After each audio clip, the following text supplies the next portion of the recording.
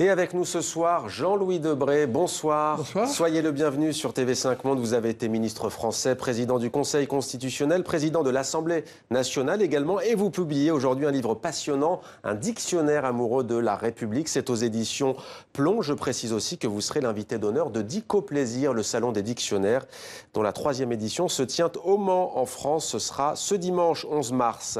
D'abord peut-être une question sur l'actualité.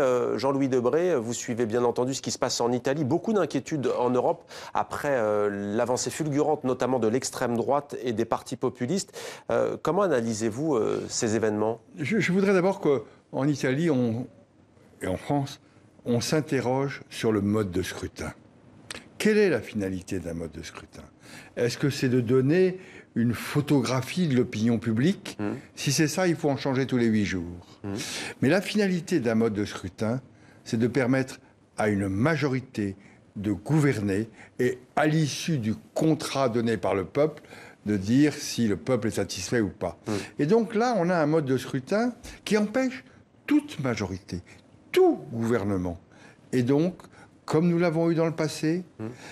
Ça, c'est la République parlementaire. Hein. C'est la République. C'est ce qu'on a vu en Allemagne aussi, d'ailleurs. C'est le régime hein. d'assemblée. Oui, on l'a bien vu en Allemagne, où la répétition de ce mode de scrutin qui allie la proportionnelle et le système majoritaire aboutit à l'impossibilité de majorité du gouvernement, mais surtout donne à un petit parti la possibilité d'arbitrer les conflits.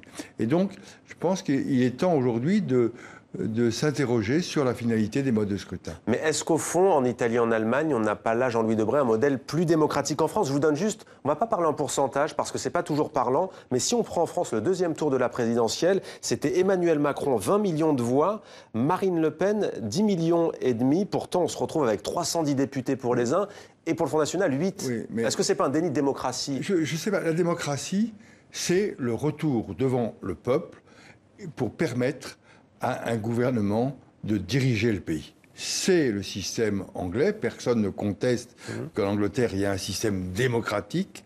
Si vous avez, comme on a eu sous la 4e République, comme il y a dans d'autres pays, l'impossibilité d'une majorité, où il y a la succession de crises ministérielles, je vous rappelle que sous la 4e République, il y a eu en 11 ans plus de 20 gouvernements.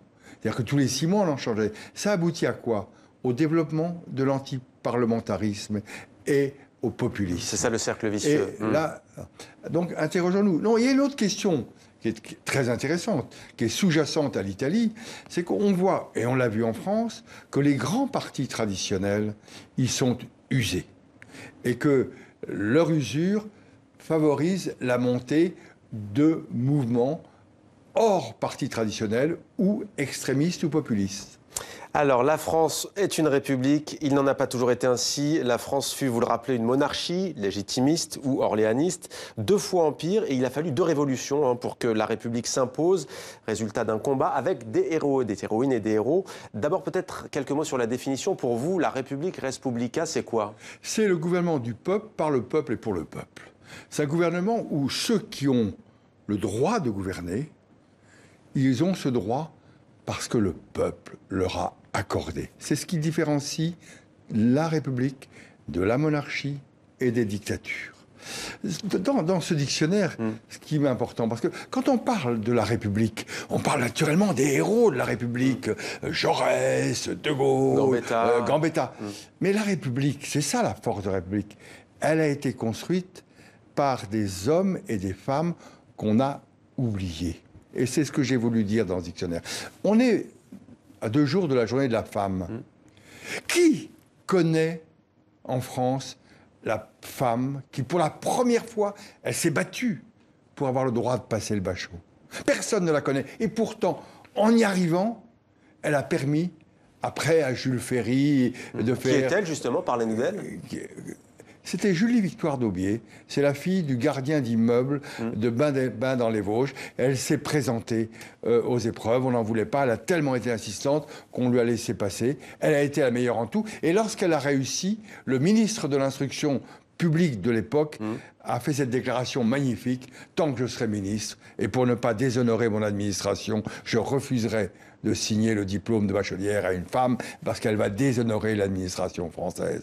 Et c'est ces artisans, la première femme médecin, la première femme avocat, la première femme journaliste, qui a créé un journal uniquement par les femmes, parce qu'on considérait à l'époque, c'était la philosophie du XVIIIe siècle, qu'il y avait un rôle, à l'homme le rôle public, à la femme le rôle privé. Eh bien, la République, c'est ce principe d'égalité. Et la République, c'est ça.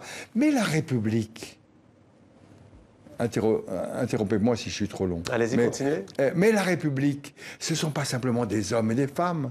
Ce sont aussi des architectes. Lorsqu'on a construit des énormes mairies, on les a construites juste en face des églises pour montrer que le pouvoir de l'État, le pouvoir du peuple était plus fort que le pouvoir de l'Église. La République, ce sont aussi des hommes et des femmes qui l'ont chanté. Victor Hugo, Lamartine, George Sand. Moins connu, vous dites aussi Hector Roland, député gaulliste, qui s'est mis à faire ses discours en alexandrin avec son accent rocailleux. La République est une et indivisible. Selon vous, ça veut dire quoi? C'est-à-dire que la République, c'est un ensemble où, sur ce territoire, les hommes et les femmes ont les mêmes droits et les mêmes devoirs. Liberté, égalité, fraternité, c'est la devise de cette République française. Certaines et certains, parfois, trouvent qu'il manque l'un des trois mots, l'égalité. Liberté, égalité, fraternité. Il faut la liberté. Liberté d'opinion, liberté d'expression, liberté... Il n'y a pas d'égalité sans liberté. Et il n'y a pas de fraternité sans la liberté et sans l'égalité. Ces trois mots de la devise, ils se tiennent. Ce n'est pas trois mots à prendre séparément, c'est qu'ils ont une cohérence. Et la société française, alors, elle s'est construite dans cette lutte pour la liberté, dans cette lutte, dans cette recherche d'une égalité, notamment par l'école, et dans ce souci de la fraternité avec les lois sociales. Jean-Louis Debré, le mot République n'a jamais autant été utilisé dans le débat public depuis plusieurs années. Est-ce qu'il n'y a pas un risque qu'il soit galvaudé? On a d'ailleurs aujourd'hui deux partis politiques, La République En Marche et les Républicains. Il y a eu le RPR, auquel vous avez appartenu, Rassemblement pour la République. Est-ce qu'il n'y a pas un risque de voir ce mot galvaudé au fond et vidé de son sens? On entend la République, la République. Ouais, ça a toujours existé. Il y avait jadis le mouvement républicain populaire, les républicains indépendants, la droite républicaine, la gauche républicaine, l'union démocratique républicaine et sociale. On a toujours utilisé. Mais il ne faut pas s'arrêter aux slogans, aux images. Il faut aller regarder ce qu'il y a derrière. Et derrière, c'est toujours ce souci de garantir la liberté. Les combats en France ont été très clairs. Ce combat pour, d'abord, l'éducation. Parce que sans éducation, il n'y a pas de liberté.